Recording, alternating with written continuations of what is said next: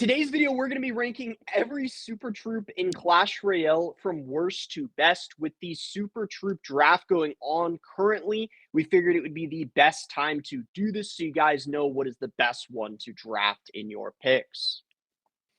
All right, so the worst Super Troop is going to be the Wizard Trio. The problem with the Wizard Trio is it's pretty expensive at 7 elixir. And if you have a spell like a Fireball, a Poison, or even a Tornado and can pull them all in the same lane, they're quite easy to defend. And they're just very vulnerable and weak in health compared to a lot of the other Super Troops. Hard to synergize in your deck. So that's why I believe they're the worst one.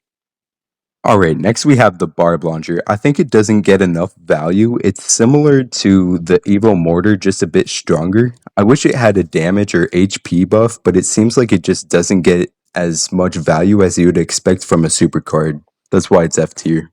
The last one going in F tier is going to be the Ice Golem. It's 4 elixir, so pretty expensive considering it's not even that much better than the regular Ice Golem. Sure, it slows everything down on the whole map, but the problem is it activates the King Tower. So that can be a really big problem, especially if you're using it with Graveyard or even the Hog or a Balloon. That King activation is very, very annoying to deal with.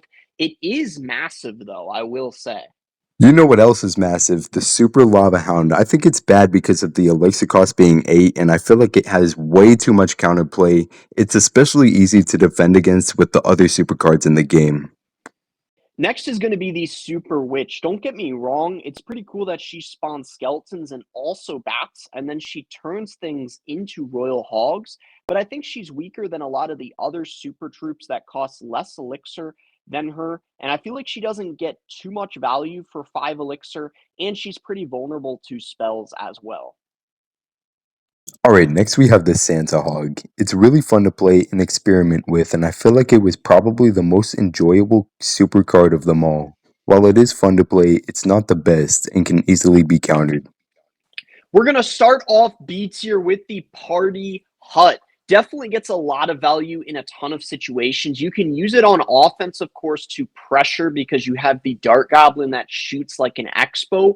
But then when it breaks, it's not done yet because you get goblins that come out of it, spear goblins, and even a goblin brawler to apply even more pressure. But of course, if your opponent has the right cards to defend, it can be easy to wipe those things out, especially air cards, because a lot of those goblin cards aren't able to attack that.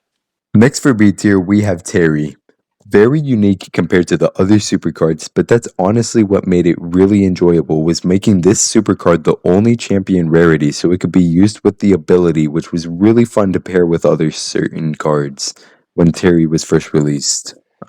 We're going to be closing out B tier with the Super Rocket. It has a significantly larger radius than the regular rocket, allowing you to hit more things at once. And then it has infinite damage. So when the tip of the rocket touches the ground, it explodes, turning everything into goblins, giving you a very big counter push as well to try to get your opponent's tower. You know what else touches things with its tip? The knight and his long sword, which will be starting off A tier. He has a massive shield radius that a lot of players complain about and struggle to defend, which definitely makes this card an instant pick in most drafts. The last one going in A tier is going to be the Super Mini P.E.K.K.A. This thing deals infinite damage. What that means is it's going to be able to one-shot towers and also every single troop in the game. Alongside that, it literally drops pancakes, helping it heal and stay alive longer. The only downside of this card is it can be countered by swarm units and also air cards, which is going to be the best bet to stop in it. Super Magic Archer loves to penetrate troops with his long bow and seduce them. This puts him in S tier because it can not only counter any troop or building, but even include every super card. And in our opinion, the best super card has to be the Archers. They push things back over and over. So far, it doesn't matter how large the unit is. They're only 3 elixir, so they get a lot of value, especially because they have more health than the regular archers. They don't die to arrows, which is absolutely obnoxious, and you can split them too, so you can literally clog up both lanes, one in one lane, one in the other, and your opponent will have no chance of breaking through. So sure, things like these super mini P.E.K.K.A might deal infinite damage, but does that really matter if it's not even able to reach the tower along with everything else in the game? Which is exactly why they're the best super troop.